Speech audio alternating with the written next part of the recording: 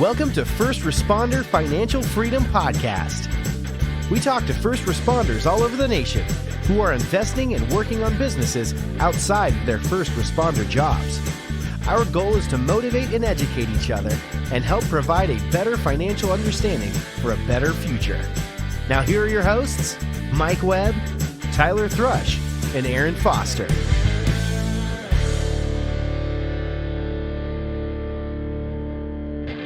All right, guys, Tyler, Mike, and Aaron, myself, we're back. We had a no-show today, so we're just going to chat it up amongst ourselves because we all always have something going on, but we very rarely talk about ourselves. So today we're going to talk about my 1031. Mike got a new flip and acquisition. Tyler got a new one closing long distance in Boise, and Mike's on a boatload of loans lately. So let's start with Mike. We were just, before we even started this, we were talking about Mike's a new acquisition and his hiring guys, and I thought it was kind of interesting. So that'd be a good place to start. So, Mike, how did you find this most recent deal in Frederick and Martinsburg? Are these deals?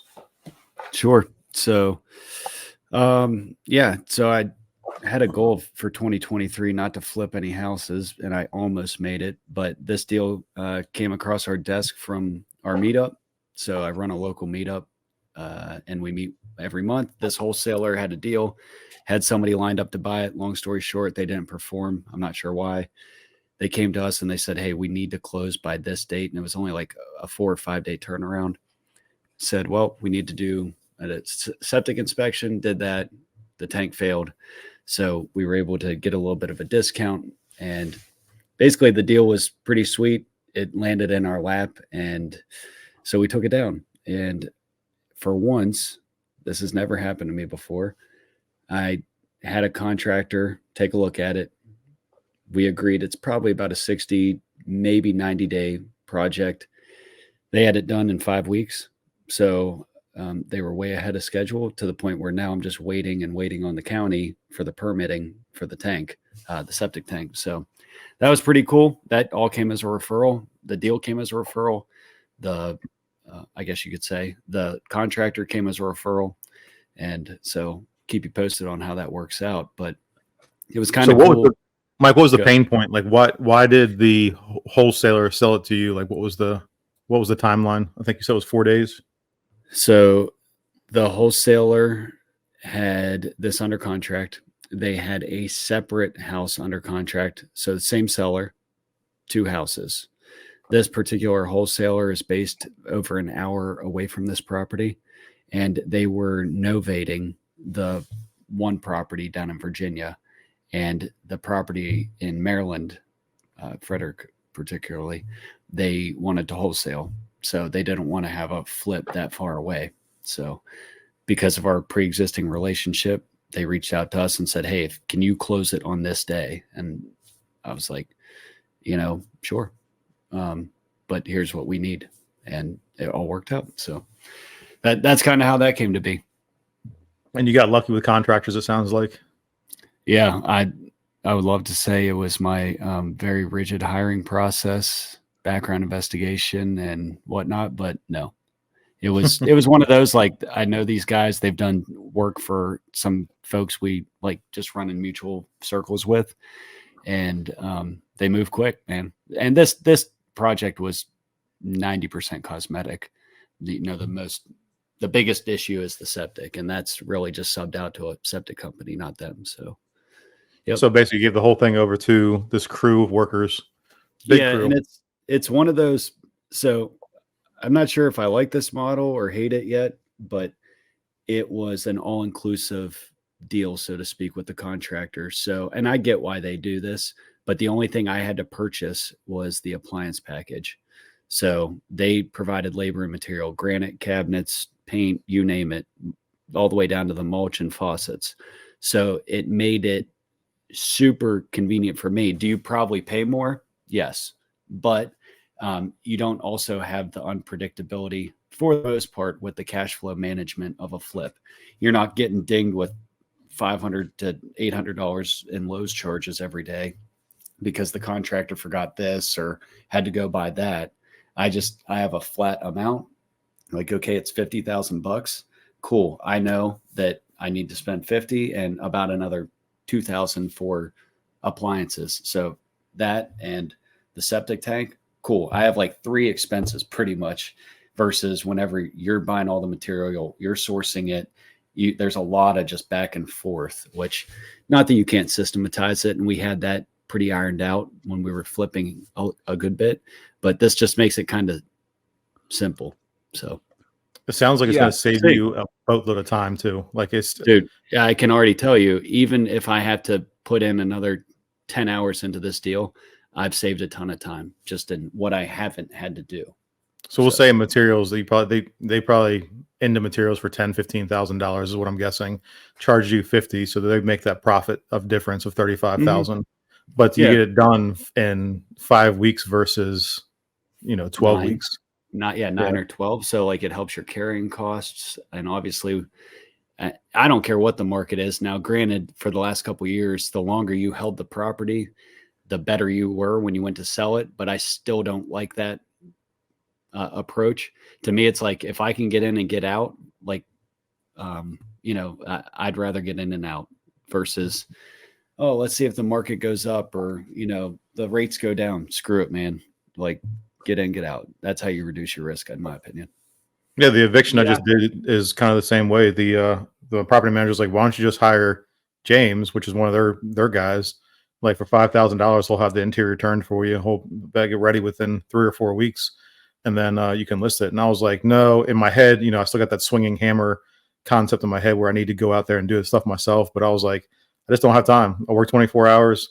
I get off. I'm taking care of my son while my wife's at the hospital for 3 days or 2 days, and then I go back on shift for 24 hours, and it's just a rotating. I was like, I ran out of time, so I was like, screw it. I'll hire somebody for $5,000, paint, clean out. I don't have to deal with the roaches and all the trash this guy left behind.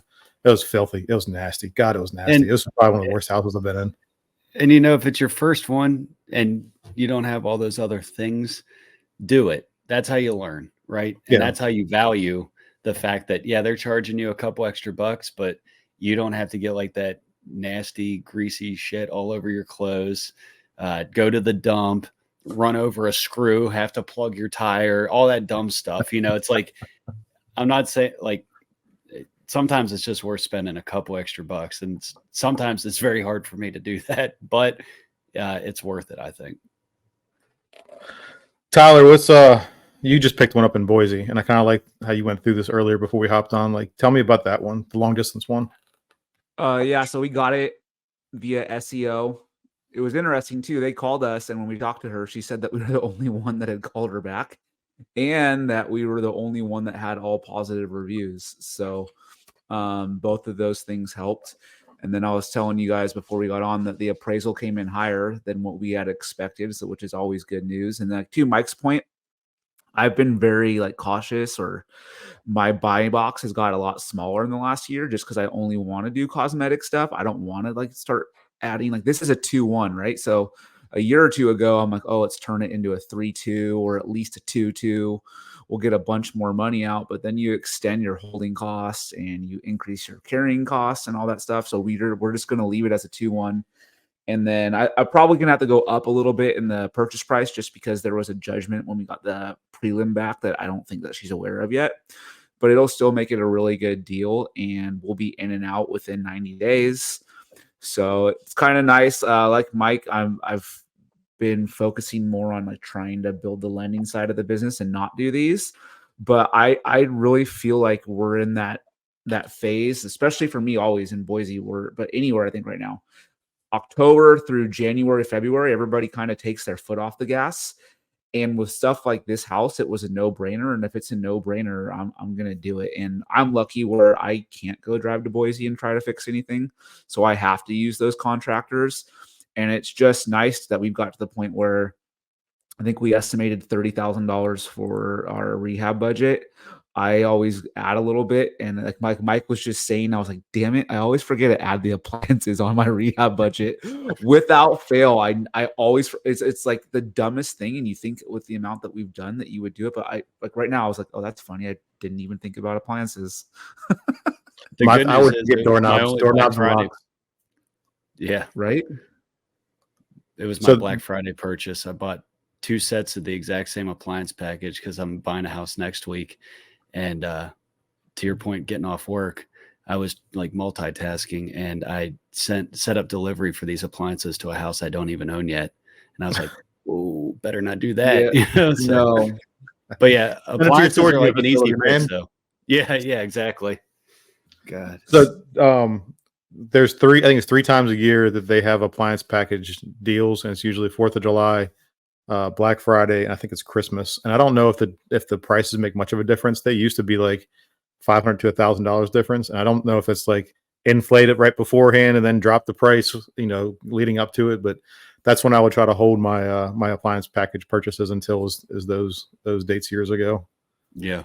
And honestly, like you said, if you have a place to store it, it's crazy not to, because I don't know if they inflated a little bit, but the appliance package I bought was probably about a $3,500 package. And I think we got it out the door for 22 because it was like buy more, save more. And then, I'm sure there's a little bit of robbing Peter to pay Paul in the advertising there. But at the end of the day, got a full set of appliances for $2,200. That's pretty decent.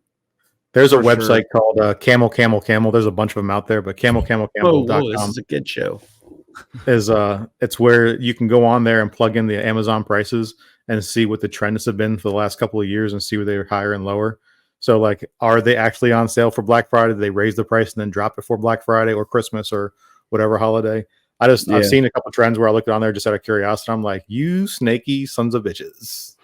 I have a thing on my Google Chrome bar or whatever. It's called Honey. I have no idea how I even really got it, but it does that. It tracks pricing, and then it will also search for any valid promotional codes and just automatically try them all and then give you the best price. It's called Honey? Cool. Honey, yeah. I'll look that one up. Yeah. Tyler, are you using the same contractor that you've been using the last ones? I am, but I'm also, when Mike was talking, I was just thinking, so one of my good friends out here in California, his favorite contractor is ironically moving to Boise. Really? And it's funny how that works, but I sold a house for them that was a probate for the contractor. So I know them, I talked to them. I might have him bid it out too. And then just to kind of see, and then hopefully if I start ramping it back up again, which I don't know if I really want to do that, I'll have both of them ready to go. But yeah, I'm going to use my same contractor. So what I can do, which is kind of nice since we work together so long, is I can just have the appliances shipped to his house. And then I know that they're not going to go missing. And then he can deliver them. But yeah, I've worked with him for a long time. I can trust him. He knows what we want. We use the same finishes, same materials. It's just like I wouldn't say it's a well-oiled machine, but it's as close as I've come to it. So yeah, I'm going to use the same guy. And then just hopefully nothing big. I mean, a couple things for anybody who wants to do virtual real estate investing. I paid extra money for the video for the inspection. I have the inspection report. And now I have an appraisal. And even my acquisitions guy was like, hey, why are you getting an appraisal again?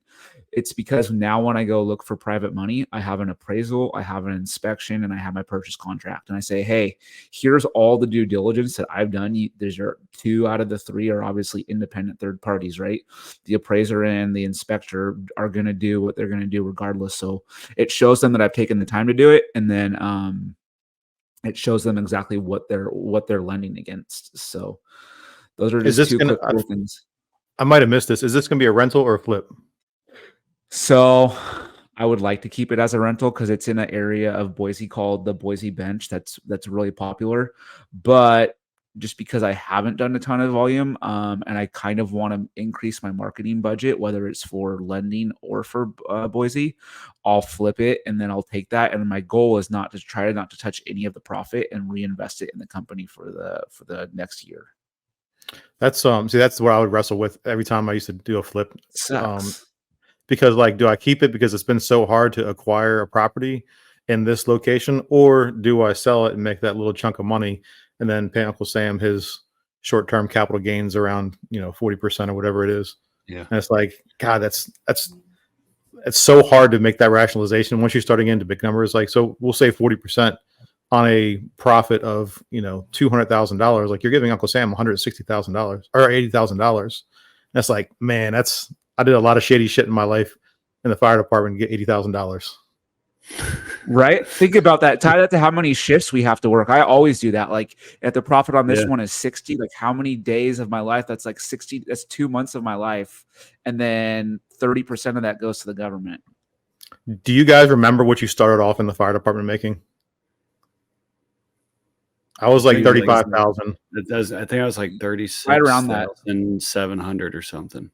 So we, like, Uncle Sam would take about 2.5 times what we'd make in salary the first year we were in the fire department. It's kind of like, man, I don't know, especially when realtors are like, just drop the price $20,000 or $10,000, like, we'll get some more. I'm like, drop your commission 2%. Yeah, like I'm dropping $10,000 or $20,000. Like, that only affects you by like a couple $100. That affects me by Where did I just listen to? I just listened to a podcast where they were talking about this, or did we talk about this recently? Who knows? I can't remember yesterday, so don't get me lying. Yeah. No, I was just thinking about that, but shit, where did I hear that? While Mike's thinking about it, so Tyler, let's go over probate real quick, because there's a couple things I want to touch on. So I don't think we talk about probate that much. It was not our podcast; it was a different one. It just came to me. I might go for it. Squirrel bird, something shiny. Come on, let's go with this ADHD. It's called My First Million. It was on there. Same concept. Yeah. All right. Sorry. Go ahead. If anybody listens to us when it's just us three, we're all over the map. Like, I think everybody knows us enough now. We're just like, squirrel bird, something shiny. Let's talk about this. Let's go back to this. Let's reconnect to this. So Tyler mentioned podcast or probate, not podcast, probate. And it's basically when somebody passes away, the property goes into probate. The family has to hire a lawyer to open up the will or whatever, and they figure out who gets what goes where. There's like, when I just pulled a list that had early probate, and when you guys look at deals, I'm gonna ask Mike and Tyler this. When you look at deals, does probate intimidate you? Are you comfortable with it? Like, what are some of the obstacles you face with them? I'm not intimidated by it. I mean, the first one, obviously, I think I was, but then once anything, once you learn the process, now you know what you need to do for the next one. And now I realize, because a lot of people are afraid to do stuff like that, I have a process that it's like, who's been appointed the personal administrator, depending on what state it is, it's called different things. Do they have authority to sell? Is it going to need court confirmation, or does it not need court confirmation? If their estate is under a certain dollar amount, they don't even need what is it called? A probate referee where they appraise it, like all those things. So now I'm not, because it's just part of life. And that's where we get a lot of deals as investors. It's when things happen that are unfortunate. Somebody dies, tax delinquency, stuff like that. So those have been some of my better deals. And now that I know the process, I'm not bad. I would say a lot of things, like I always try to say, is if you call a probate attorney and say, hey, I am trying to purchase this house, and most of the time they don't have a probate attorney, say, can you explain the process to me? And if I come across more houses like this, I'd gladly refer the seller to you for possible business. Even if I don't get the house, they're going to help you out. And that's how I learned. I went to a local guy in Irvine, and then he had a class for real estate agents, showing them how to go through the probate process. And I just hopped on there and paid for it and wanted to learn the process. So now I'm not. But the first one, I'm sure I was. I don't remember, but I'm sure I was a little timid. So the only thing I would say, pretty much everything Tyler just said is spot on. And to the point where, like, if I don't know, I don't care whether it's probate, divorce, bankruptcy, pre-foreclosure, it doesn't matter. I will just call my attorney and be like, yo, here's the situation. What do we have to do? And I mean, if you're pretty positive it's a deal, you can figure all that stuff out. But I don't necessarily target probate per se, but it is definitely one of those things, like the whole death, displacement, divorce, downsizing. Those are like the main reasons people are selling. So figure out one of them or a little bit of all of them, because those are going to be reoccurring themes if you're buying discounted property. I was going to say real. Go ahead. No, just a quick side story too. If you want to ask the attorney, how much does it cost for an hour of your time? Write down all the questions that you have, and then rapid fire those suckers. Not probate, but we didn't know if we could get title to a property that had been taken by the assessor. So I called the attorney. I had an hour call with him. He said, yes, we could. And we doubled our money on that deal. And I had no clue what we were doing before. But once he was like, yeah, you can do this and this is how, I just applied the strategy. And it was like, I think I paid him $300 for an hour. But like Mike said, now I have a process that I can repeat. Sorry, Aaron. No, you're good. I was going to say that we just had somebody on here who pulls lists like this. That's what he does. Pinpoint. Was it pinpoint? Pinpoint Skip Faisal. Yeah, Faisal Morsi. So like that's what I did. That he had a list. I was like, I want a niche list. So one of the things on there was early probate, and I was like, oh, this is kind of interesting because I've never seen it kind of broken out as an early probate versus just regular probate. So yeah, that's all I got. So I'm doing a 1031 again. I think I do like 1 or 2 a year at this point. So I'm selling. I had a property that we talked about before. We were doing a development up by Wisp Ski Lodge, and there was a house that came for sale. I posted about it a bunch. I was like, at $179,000, I can't go wrong with this deal. This was before COVID hit, I think. No, this is early COVID. So got a bunch of work done to it. I just listed it for sale. It's going to be for friends and family. I rented it to the people who are working on the wind turbines. Off of that one rental, I made $17,000, one of those corporate contracts. And then I don't see a future there. And as I start getting towards my retirement, that's 3 hours west of me. And I plan on retiring about 3 hours east of me. So in 5 years, when my son's old enough to go skiing, my wife doesn't really ski, I'll be 7 hours away from this place. And it's just too much. And I can't find quality contractors out there in case something goes wrong. It's very much a good old boys club, and they had more growth than they had people who were able to do the jobs at a quality job. So yeah, I mean, that's one of the reasons I'm getting rid of it. So I'm 1031ing all the profit into something at the beach, probably, because I know what the return rates are and what they look like. So I found one. It's a water view, beach view, 1 block from the water. I had my realtor reach out to it's this on the market deal. I had my realtor reach out to the listing agent, and she said that they're kind of desperate for offers because she's carrying 2 mortgages. It was her primary property. If you're looking at condos anytime in the near future, you need to see if the assessment's done and the appraisal's been done on the property, because if they haven't and they're behind on their finances, if they don't have enough money in the bank to repair everything that they have in the foreseeable future, then you can get hit with a very high assessment fee. And it could be $50, or it could be like several $1,000s because they have to replace the roof or the siding. Mike? Yeah, I was going to say, I know 2 people that have recently dealt with that, where the assessment was like 20 grand and 40 grand. So, and if you buy it and then that happens like right after you buy it, man, like you're on the hook for that. Yeah. Ty, what annual report, can you explain that? You're on mute, bro. That was my dry run. Every year the association has to go through and provide financials. And I was just looking at the website. Dude, my brain's fried today, but there's a site I use all the time for loans where we can go ahead and get you can get the occupancy numbers as far as if it's owner occupied, vacancy rates, all those kind of things. And they have their annual report. So if their reserve funds are really low, then like the things like Mike just mentioned are probably going to happen, to where you're going to get a big assessment, and then that's going to affect, either it's a one-time assessment where they say, hey, you're all paying $7,500 a piece, and then if you don't, then they'll attach it to your property.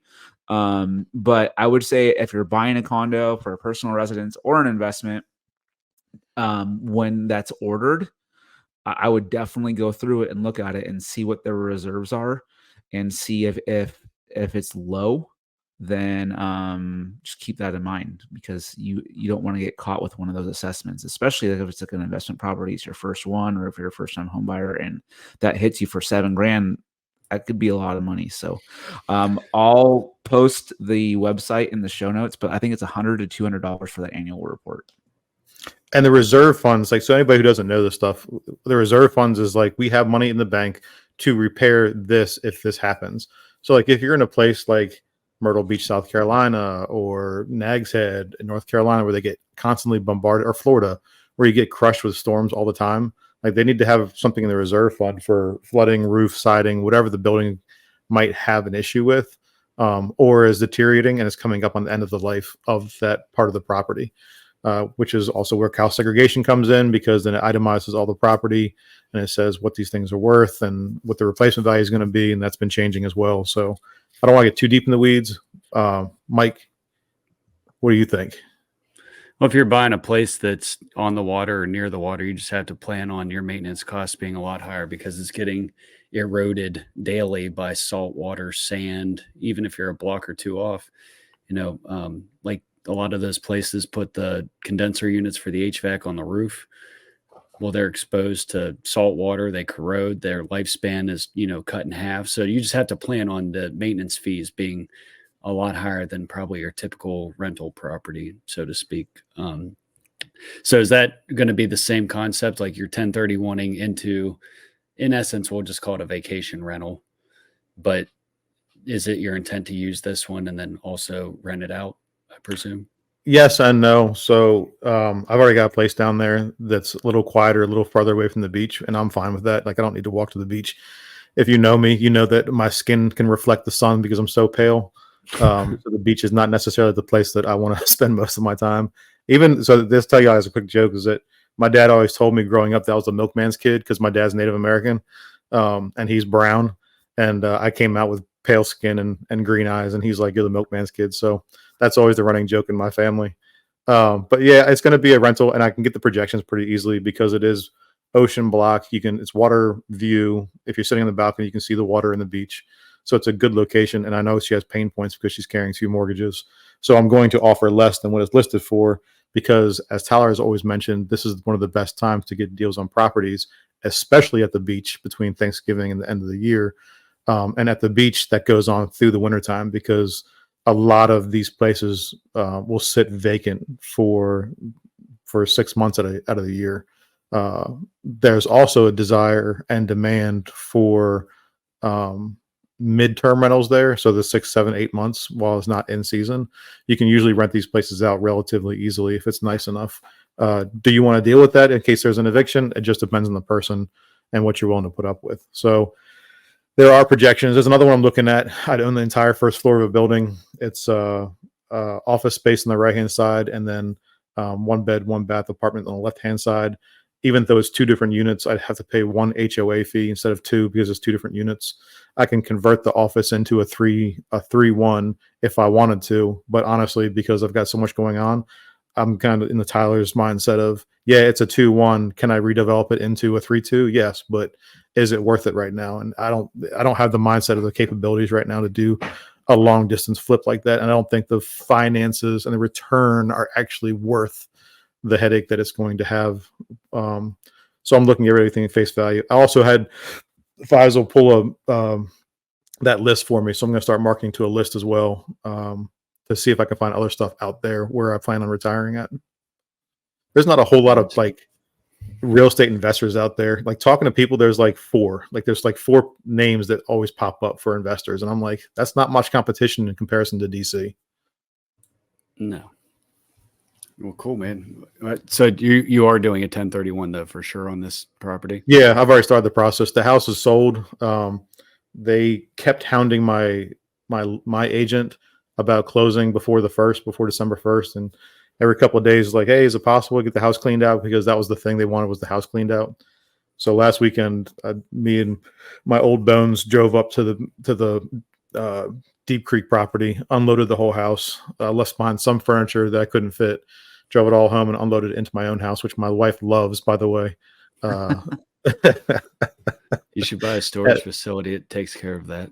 Dude, I was thinking about you guys, because I was like, man, it's the first month's $1. The second month is only $56 a month. I'm like, let's just go to the storage unit facility. But all the ones by me are, you have to walk down the hall, get in the elevator, go up to the 5th floor, walk down the hall. Take a cart. Yeah. Yeah, I can't. And that's, if it was a pull up, drive up, then 100% I'd have done it. But like, it was more headache to unload it at a 6, 7, 8 story facility than it was at a drive up. So That's the only reason I didn't actually get a storage unit facility, because I mean, for $56 for 2 months is dumb, because everything I was going to buy, I'm going to take it down to the new property anyways. Some people are really advantageous, and they'll just fill it all up for $56 and just leave it, never pay again, and never return a call.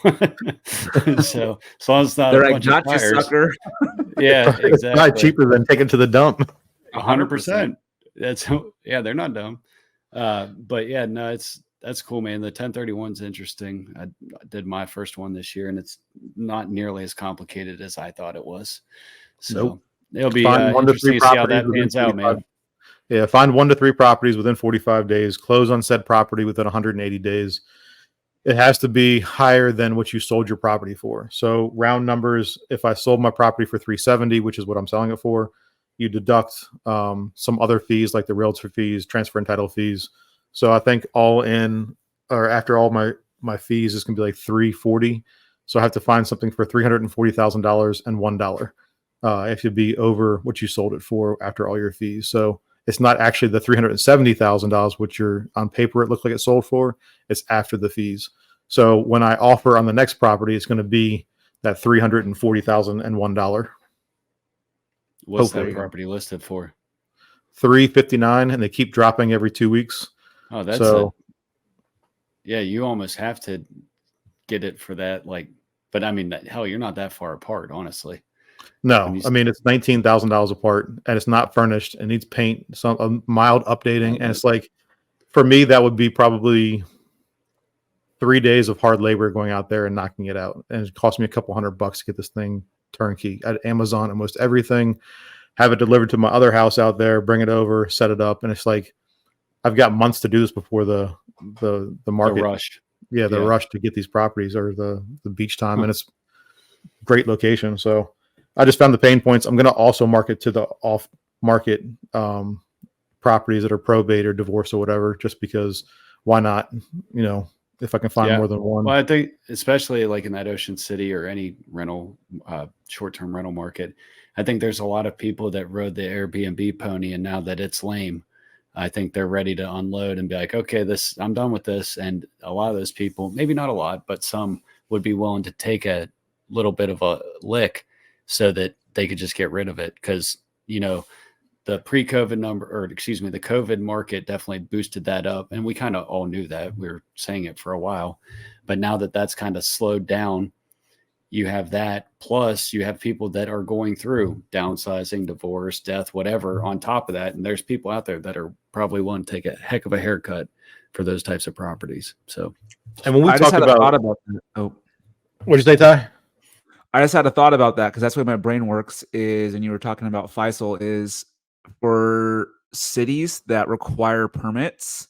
I wonder if we can go down to the city and say, can you give me a list of every short-term rental that did not renew their license, and then target those properties with other levels of distress? And I think that would work pretty good, actually. yeah, That's actually really good. That's a good. do idea. that and then get a couple of your buddies to rent that Airbnb, trash it.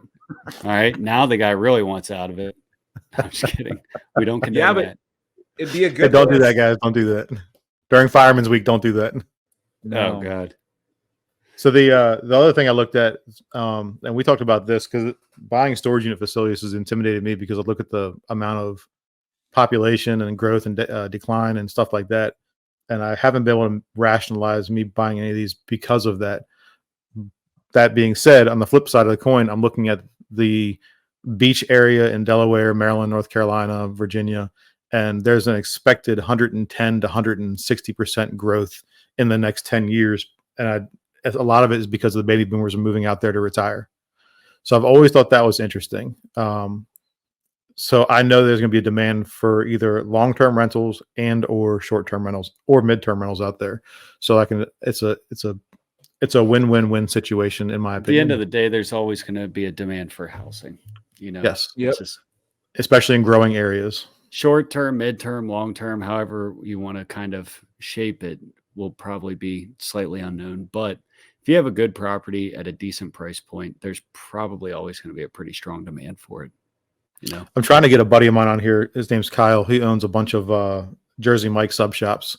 And we were talking about this. I was like, hey, what do you think about moving out there and starting some franchises. He's like, I'm down, but somebody else owns that territory. He's like, what else can you find that goes on out there that there's be a demand for? And the only thing I can really think of, since it's going to be a geriatric population, I was like, physical therapy. Like that's going to be a high demand in this area. But I thought you were going to say frozen yogurt for their teeth, but Froyo. Yeah, get an Aspen Dental. I don't know. Yeah. So there's a ton of medical facilities jumping up there too. It's interesting. We got a couple minutes until we got the next one today. So is there anything else we were going to touch on? I don't see. Mortgage rates went down. They've gone down to their lowest in 2 months.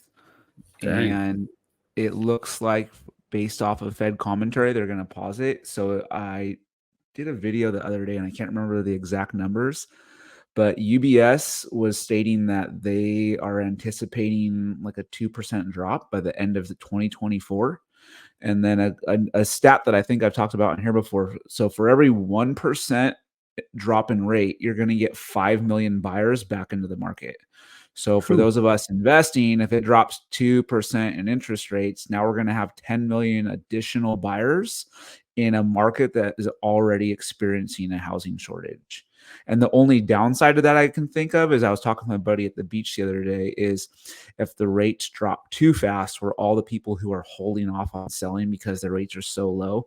The only negative I could think of if they have to drop it big time like they did for COVID is now you're going to get a flood of all these people that were waiting for rates that low to move out. But I don't think that's going to happen. I think what's going to happen is we're going to get lower rates next year, same amount of inventory, and I think it's going to be really good for property appreciation. So rates went from 8% down to like 7%. So that's a bit. So there you go. There's 5 million buyers in the last 2 weeks, which is crazy if you think about it. Do they think it's going to get like, so the stuff I've been listening to is like that 5 to 6 range. Like, what have you been hearing? Same thing, 5 to 6%. And then I can't, dude, I'm fried today, but I'll put it in our group. There's a chart I had that showed which all three banks kind of agreed on the same thing to where it could go down to like 4% by 2025. And that's kind of where it will stabilize. And we've talked about this, as long as we have like a stable market, like if rates stayed at 5% or if they stayed at 4% or 6% even, now we can all make informed decisions. It's not the volatility is what gets everybody freaked. I think if we stay at 5 or 6, Aaron, I think we're going to be golden. I think it'll be I would love stability for like the next 2 years. We could make a lot of money in a stable market. So let me ask you guys this: the say at 5 or 6%, say even drops down to 4%. When somebody refinances, what does their cost look like when they refinance? $2,500 to $3,000. Just to refi. That's just correct. That's pure closing cost. That doesn't include any discount points or anything like that. Average in the 6 states that I'm licensed in is about $2,500 to $3,000. And so we'll say for $3,000, right? So if it drops your mortgage $200, so it'll take you a year and some months to recover that. We'll say $200 a month for 12 months is $2,400. It costs $3,000. So add another 3 months onto it. So a year and 3 months is where you'll get your return on your investment from refinancing at $3,000. Yeah. And that's like probably one of the biggest conversations we have is like, hey, how long do you anticipate staying there or keeping the loan? If the break-even point is shorter than that, then yes, you should do it. If it's not, then don't do it. And people always get caught up in buying points down so they can say they have this sexy interest rate. But to Aaron's point, look at the true numbers. How long does that lower rate going to cost you in terms of monthly payments? And sometimes people get crazy and it's like 75 4 months. And most people keep a loan, I think, anywhere from 3 to 5 years on average. So, but I'm interested to see. I think the low interest rates are going to help all aspects, and I think they're going to have to do it. I don't think there's any more bandwidth right now. They're saying a lot of people, articles are showing a lot of people are accessing their 401ks and credit cards right now to cover living expenses, and that's obviously not sustainable. So if you do that, dear God, people, please do not do that. If you please just don't. Yep, that is a terrible idea. But like, it's crazy. Like, it's crazy. The market has changed and the environment has changed so much that people are relying on credit cards and 401ks to pull money out of and whatever it might be to cover basic expenses. That being said, a lot of people like they're going out and spending $200-$400 a week on groceries versus buying rice and potatoes and pasta and stuff that, you know, the poor folks like me grew up on just to, you know, have substance to, you know, to chew on. And let me tell you, I made what did I make this morning? I made eggs, chopped up potatoes and bacon, and I cooked the potatoes in the bacon grease, and it was Heck yeah. a 5-star meal. And it's like that meal cost me maybe like $2 for 2 people to have breakfast. And like I don't think we ever talked about like budget for meals, and I don't think there's really a reason for us to, but like that's a major expense in most people's lives. Yeah. Just do an impromptu fast. Save yourself a couple bucks. Or just Whether eat you want to or the off-going shifts leftovers out. Yeah, good God. It's not just You know, there's those guys at every station that take the leftovers and make their own plate and hide it. Oh, all the time. Oh yeah, absolutely. Absolutely. All right, we got another podcast coming up in a couple minutes. So All thanks right. for hanging out with us for 40 minutes. All right, guys. See ya. See ya. Bye.